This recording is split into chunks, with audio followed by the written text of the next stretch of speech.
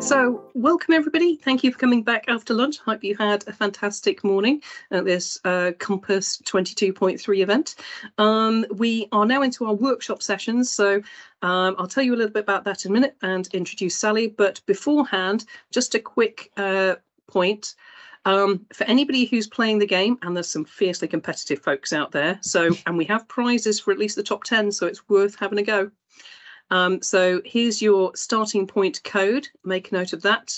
Don't disappear now, but you will have 5 minutes after the end of this session to get your final codes in, and then the game shuts. So don't dally, but stay to the end because there's an extra game code point right at the end of this session. And also what we're going to do is we're going to get a bit of interaction and feedback from you. So if you're online, you can choose to put in menti.com and put the code in, or if you want to use your phone and have it separately, if you use the QR code, you can get that set up. And if you could do that now, that's great, so that we're good to go whenever we get to the point where we're going to ask those questions, okay? If anybody has any problems with that, stick your hand up now and we'll try and get that resolved. But hopefully you'll be able to get in, and as soon as we get the first question up, we'll let you know. Okay, so let me go back and then just introduce Sally and this particular session. So we have, this session is all about Gate 5 and benefits realisation. So for those of you that have done the bit at the start, which is around identifying your benefits and measuring them, it's about how you bring that together and closing the loop. And Sally has very kindly offered to share her experiences of putting that into place in NHS Trust, and she will bring that experience to you. And this is more interactive, so throw your ideas, throw your comments in. We've got a Q&A section, so if you click on and ask any particular questions, we can sum those up at the end. But if you want to just ask a question, stick your hand up. It'd be great to have you kind of sharing your thoughts and ideas as well as your questions for Sally. So without further ado, I'm not going to labour this, but let's get Sally on and get her talking about this subject, and we'll get going. Thank you very much, Sally. Thank you. So I just share my screen here and get myself sorted out so I can see you and see my slides as well. There we go. So hopefully everyone can hear me okay. Is that coming through all right? Someone give me a thumbs up. Oh, yeah, great. You're good to go. Lovely, thank you. So I've called the session Joining the Dots, and you will see here there is a dot to dot on the screen. You might see if you're observant, as we go through the slides, you'll see that I have completed this dot to dot, perhaps not in the normal fashion of 1 to however many it is, 76 or something. It might be a little different to normal. Okay. So what are we going to do?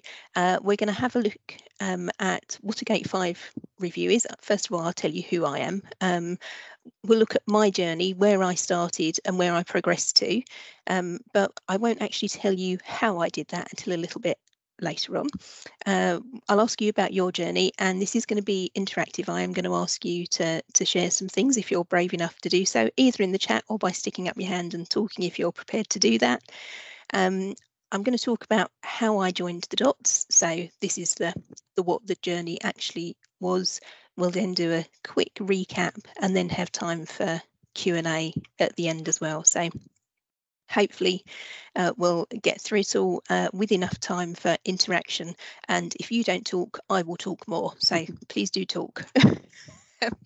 The questions that I will be asking you a bit later, so there will be some polls and there will be a word cloud to do, but I will also be asking you for your success stories and also how you've overcome some roadblocks. So if you want to be thinking about that, if you've seen this succeed or you've put something in place yourself, love to talk about that. If we don't have enough success stories, we'll talk about current blocks and we'll work out together how we overcome them. Okay, so who am I? I joined the NHS as a management accountant. I've worked in a whole variety of roles. I've been a general manager in a couple of non-clinical areas.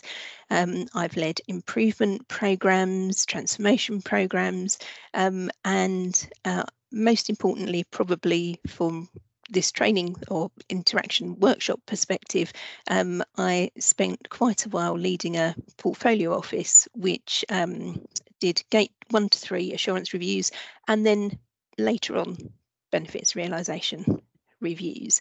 I've done quite a lot of training. I trained to be a trainer so that I could deliver training for one of the organisations I worked in, and most of my career I've been in London trusts. Just last year I moved down to East Sussex, and I've seen Nicola on here, who I know from one of my London trusts. So hello Nicola, nice to see you.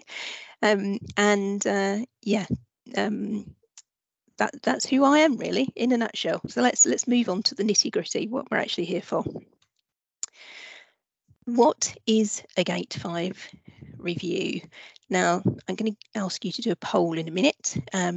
According to the Infrastructure and Projects Authority, which I will just call the IPA from now on, there are some things that a Gate 5 review should include, and I've got a list of things here, and I just like your view. Are these things that are in the official guidance or not? So I'm going to ask Joe to switch us over to a quick poll to be able to get your view on that. So you can click one or some or all of them. So what do you think?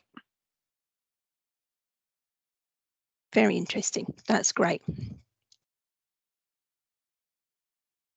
I'll just give a minute in case anybody else wants to continue contributing. I'm just jotting down some numbers as a rough estimate. Brilliant, thank you. Well, that's really interesting, isn't it? We can switch back if you like, Joe, or we can leave it there for a moment while I talk to it. I don't mind. I just need to find my screen to share again, to go back to them. There we are.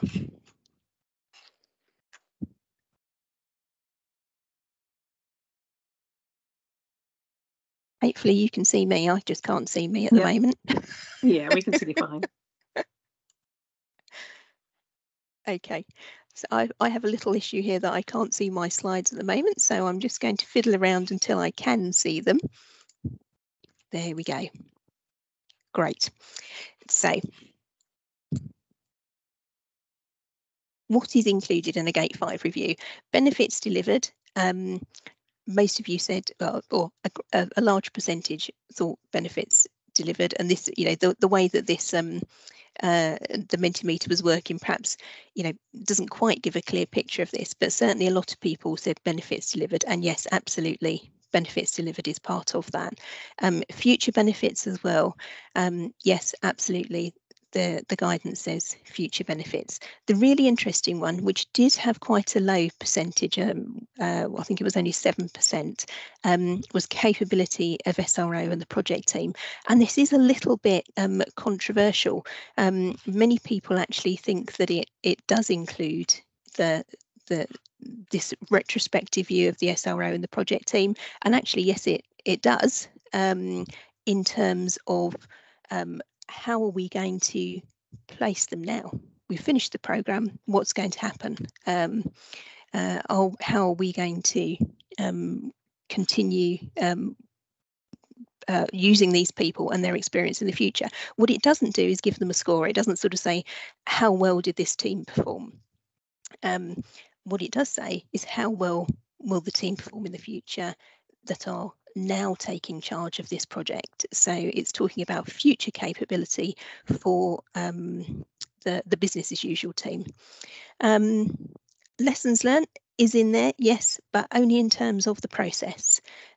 So is there a process in place? We don't actually need to include the actual lessons in the in this stage. And I'm sorry, my slides have disappeared again. So 1 second. Technology, eh? We can see them fine. So you can see them. That's good. I might have to swing my head a little and come back to you, so I won't not be looking at you all the time. And governance, yes, governance is in there as well. So not many said governance, but governance is in there as well. Really important. Okay, next slide. Oh, that's what I've just told you. Okay, what does the IPA actually say? So we've said what we think it says. So what does it actually say? And it can really be summarised into 3 sections. One is, are the benefits as set out in the business case being achieved? The second is, are the operational services running smoothly now? And the third is, are the outcomes sorry, that's part 2, outcomes being met. And thirdly, about repeating the review. You can repeat it when the project finishes at business as usual, when you go after 6 to 12 months, and then for a final review. But also, the guidance says you can do it as a one-off. So it's quite all-encompassing, really. Now we're going to do another poll. And hopefully when we've done this poll, I'll be able to get back my slides and be able to do this properly. But the next poll is, I'd like to understand what you do currently in your organisation. Whether you do a formal Gate 5 review, or you just do a bit of an informal look back, have we actually achieved benefits? Perhaps we can swap to that and ask, do you do this never? Do you do it in theory, but actually not really well? Is it occasionally? Yes, absolutely, we always do this, or only on major projects? Well, that's a really interesting view there, isn't it? So any more to come? Oh, we've got some occasionallys. That's great. Good, really interesting. So no absolutely yeses.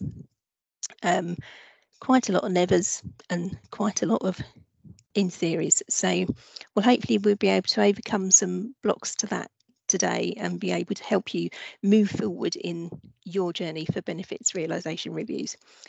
Right, thank you, Joe. Now let's see if I can now share this in a better way so that I can actually see what's going on.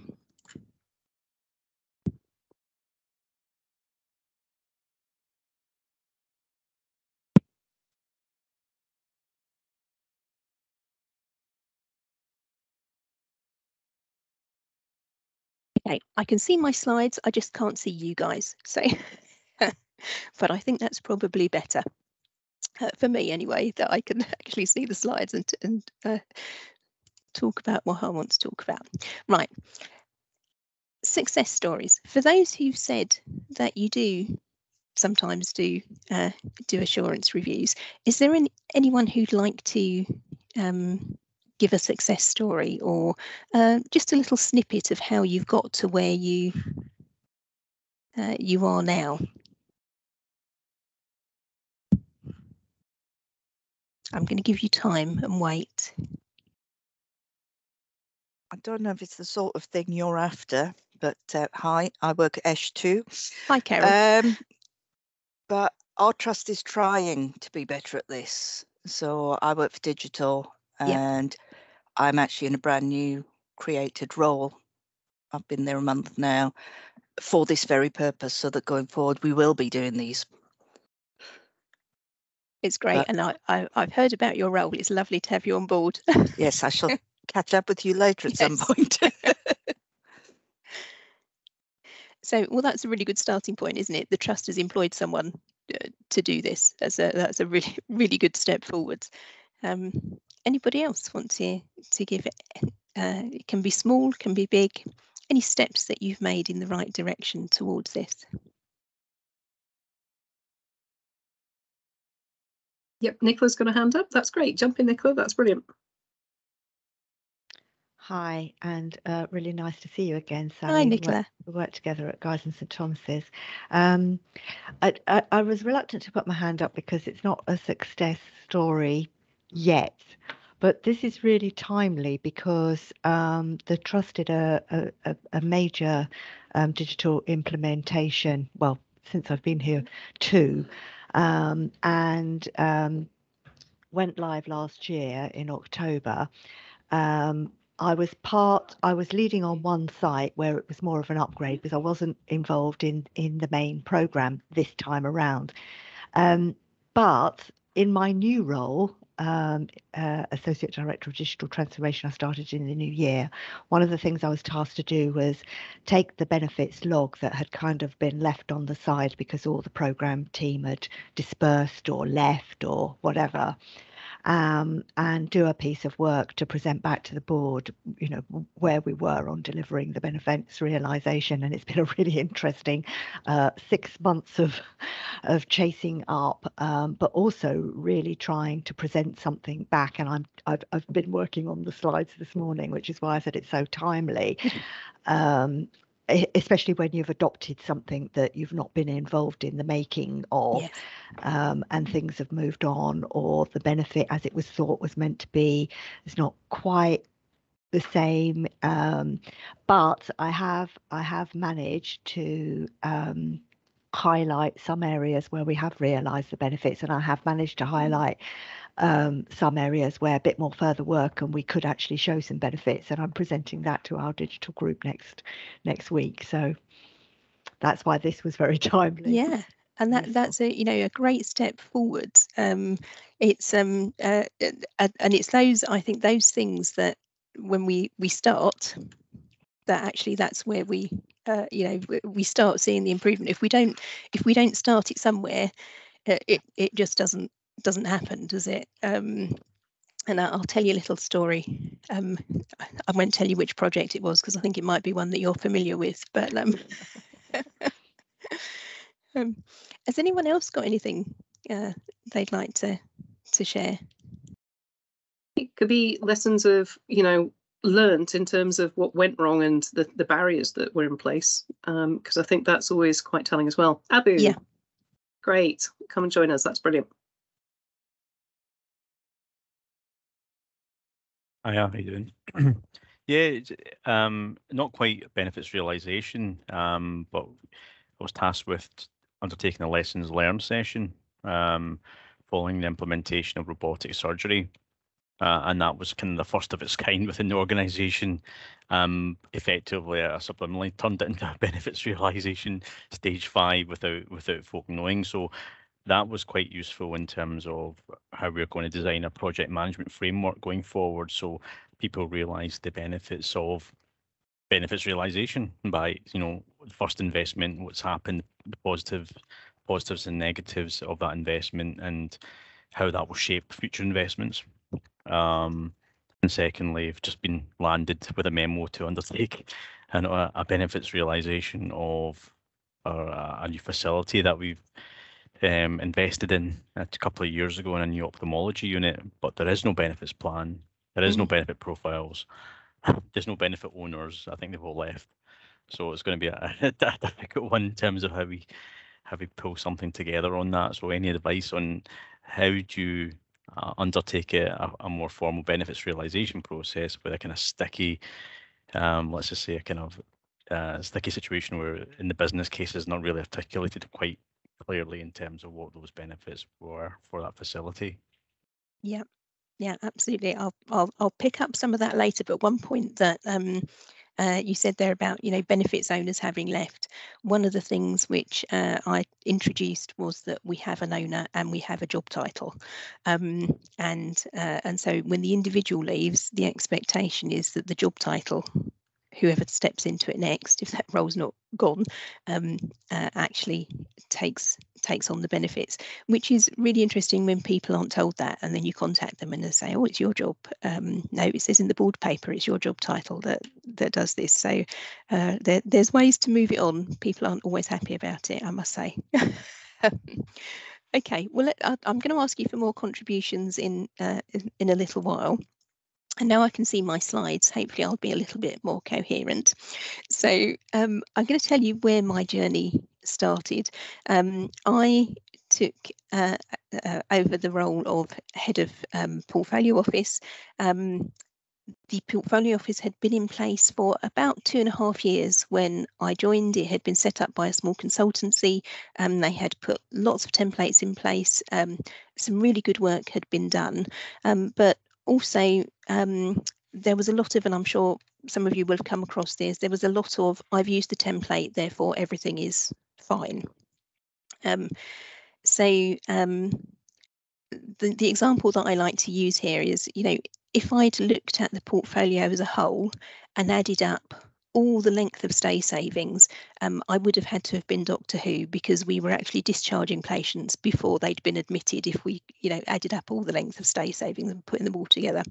And whether length of stay is a proper benefit or not, we can, perhaps debate for a while. But the other thing was that there were so many benefits. People thought, if I'll write as many as I can and it will make my business case look better. Here's a little video, which in the family we call How to Break a Labrador. And this is Cappy, my son's dog. He gave her 50 tennis balls for her birthday.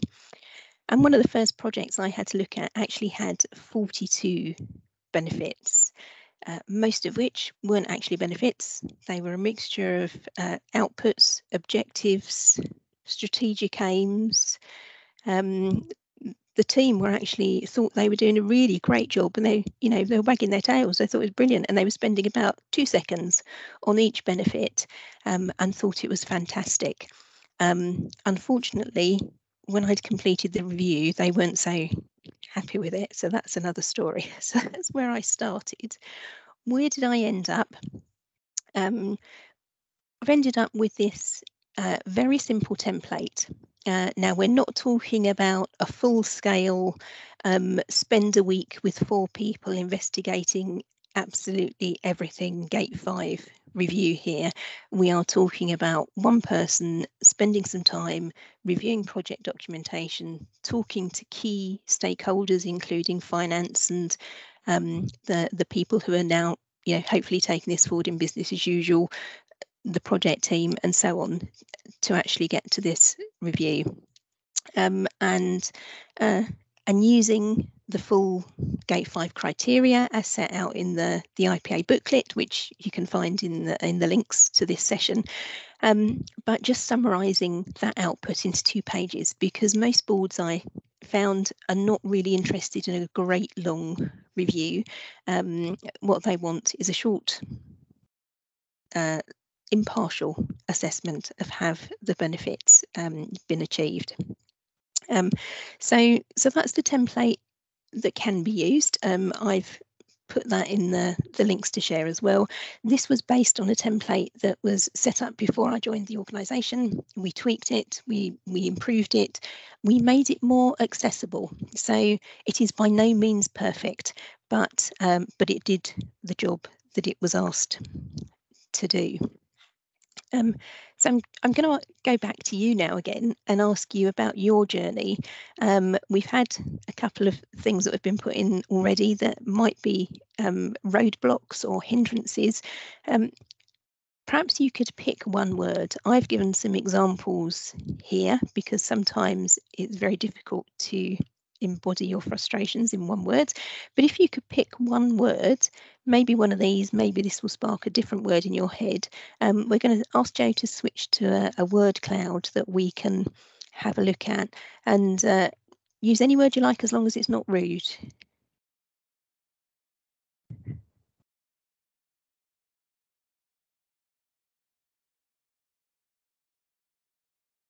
Yeah, engagement all the time. Ownership, accountability. Yeah. I wonder if we've got any more. I was adding mine to it, but I haven't got the code set up. I've just got it on the screen. But for me, it's about appetites. Somebody's put it down. Appetites. Yeah, understanding.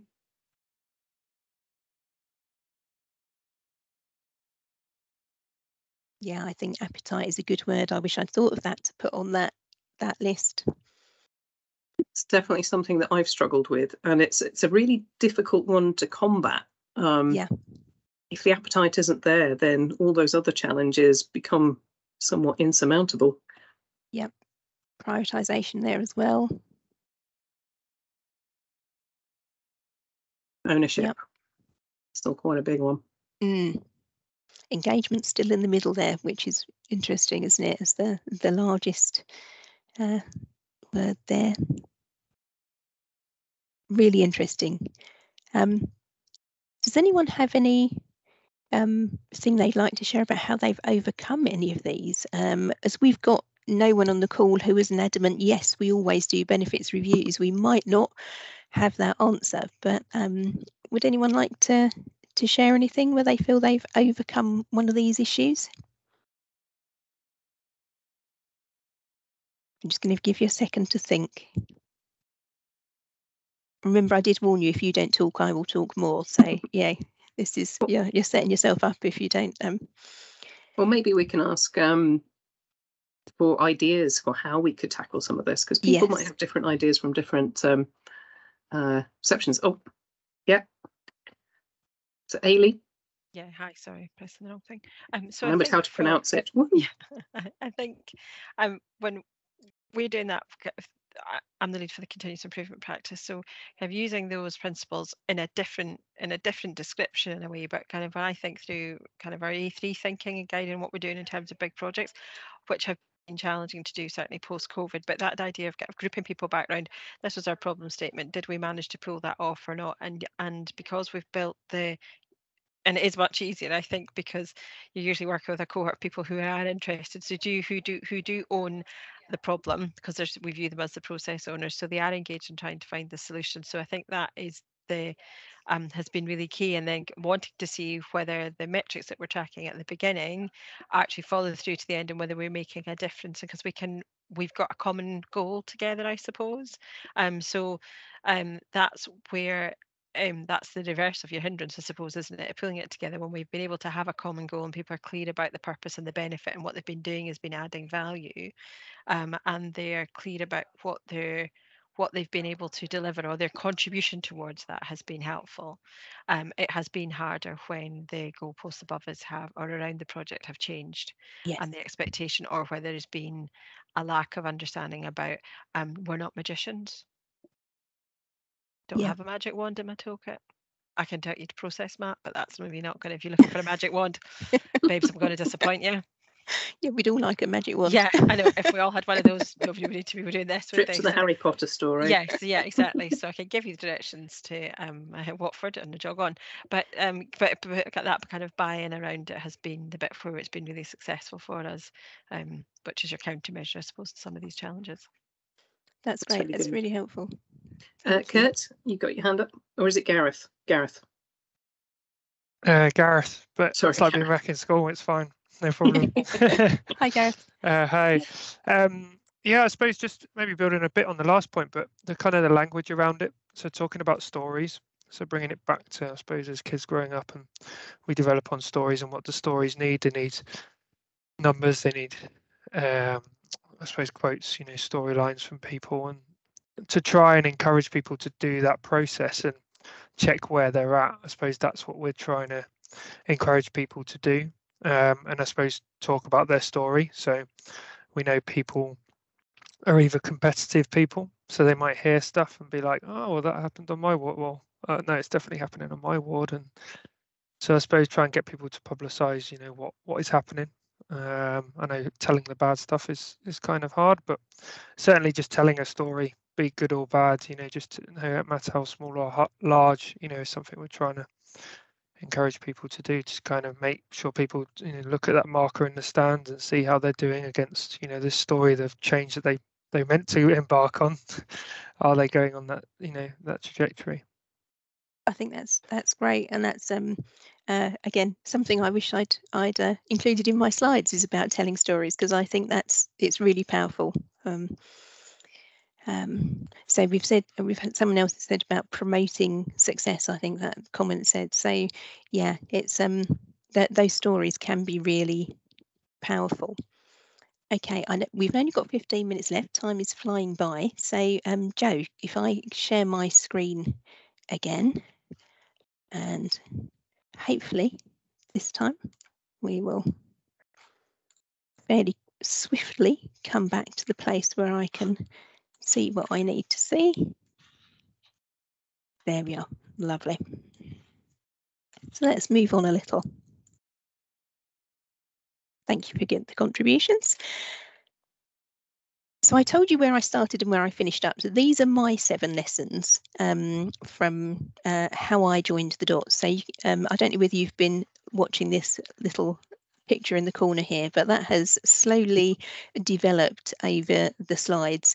But I didn't do it from number 1 to number 70, whatever it is, and it was the same with the benefits reviews. I wasn't able to do this as a smooth process. I wasn't able to do this as a maturity model building on the last stage that you've done. But what I would say is that I did build on what was there. So I mentioned about the template for the benefits register. It was a good template, and actually, I still use that template. It was poorly executed. So it was about educating people how to use it better.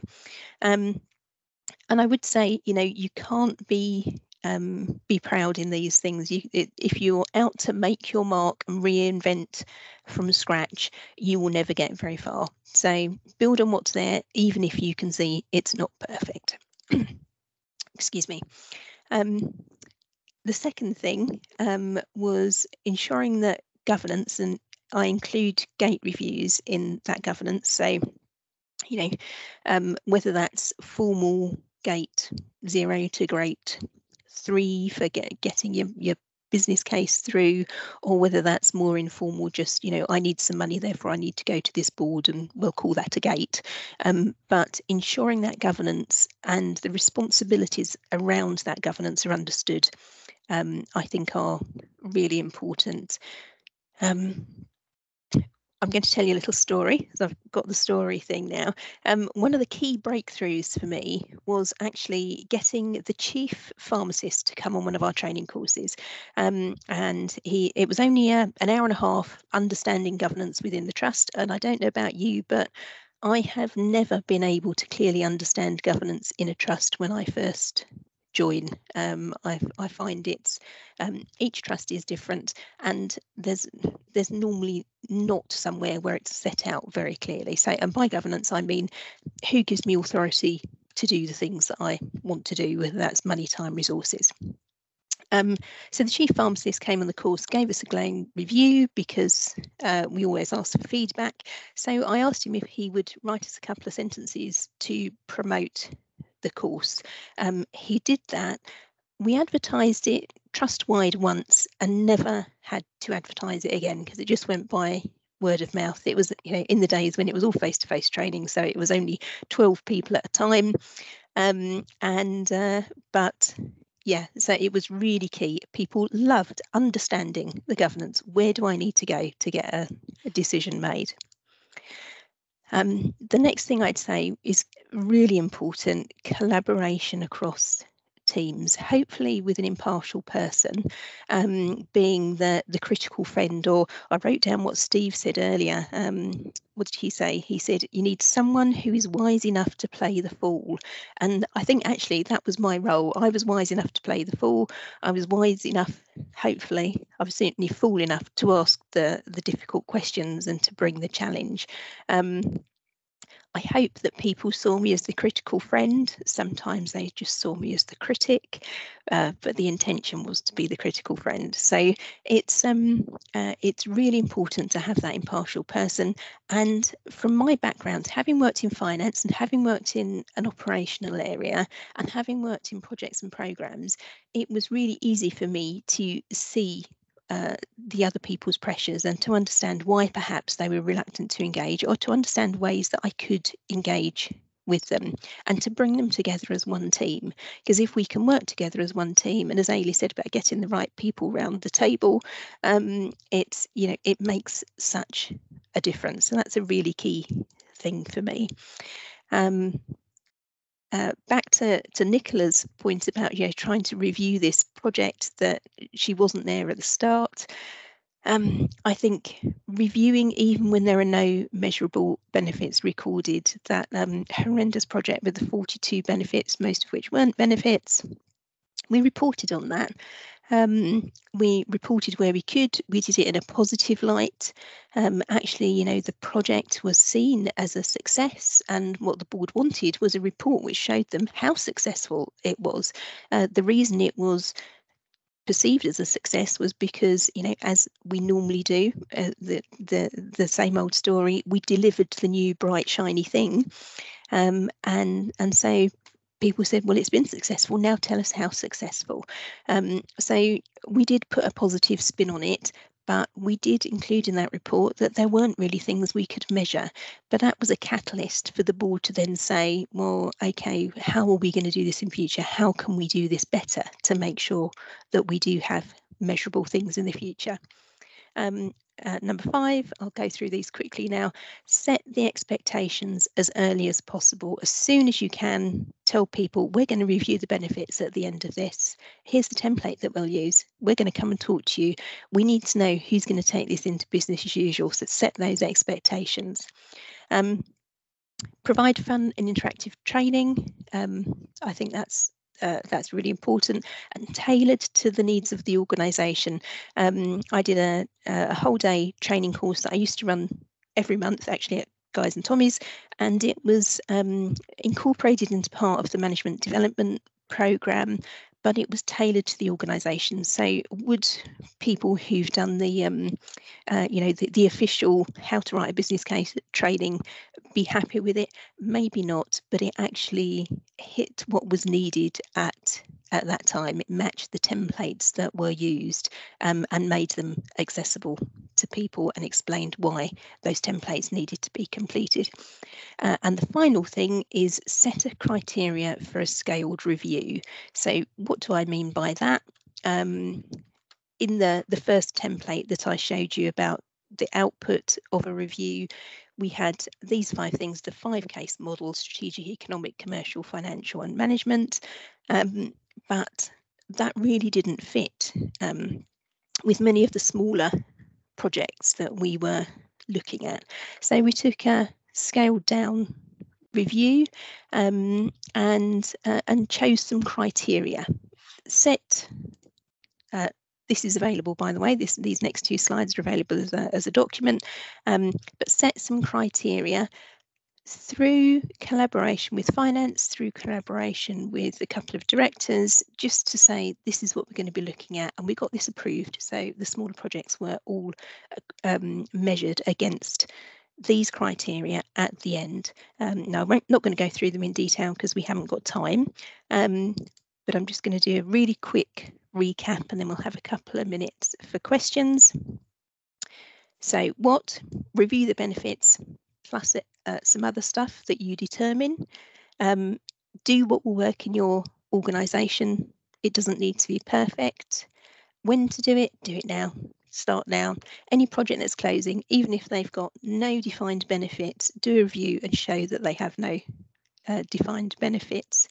How to do it: good governance, process. I do love a good process. Collaborate, be the critical friend, and do some training.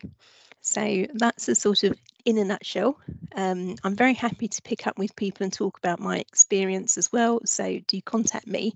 But Jo, have we got time for a couple of questions, do you think, if there are? We do, yes.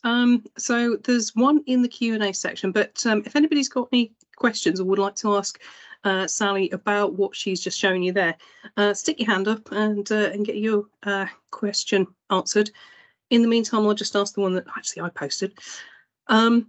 What do you think the optimum number of benefits should be to put into effect in monitoring? Because there's a cost and effort associated with it, isn't there? Yes, so absolutely. What would your approach be on that? Definitely not 42. Yes, we'll probably all agree on that one. In the template that I use, we've got slots for 5. I found it difficult to get people to go down below 5. Ideally, I think you can probably hone it down more than that. And we don't really need to be counting that we're going to save 2 reams of paper and so on. But it's so 3 to 5. I think would be ideal. Certainly no more than 5, because you can create a whole industry, and actually if those 3 or 5 benefits can't tell you that your project has been a success, then you're probably measuring the wrong things. And just following on from that, who should be doing that monitoring? because one of the things that tends to come up is that benefits tends to be the business of the program or project team, but actually benefits are usually delivered after the project's delivered, and we go, they're not ours. So on the benefits register, I would suggest that the people who are named as responsible are people in the business as usual team. They're the team that are going to be owning whatever it is, the change, the transformation, the big new shiny thing, after the project team have walked away. And the board that project program reports into needs to be needs to have in their mind right at the beginning that they are going to continue monitoring these benefits until 6 to 12 months, 2 years, 3 years after the project has closed, until that board is satisfied that all the benefits possible have been squeezed out of that investment. Okay, that's great. Does anybody have any questions for Sally and how she met some of those challenges and dealt with them? Stick your hands up. Or even just from advice on how to do it in your organisation, or perhaps we can share some ideas. Feel free to type in the chat as well if you don't want to put your hand up. I know it's a... Yes.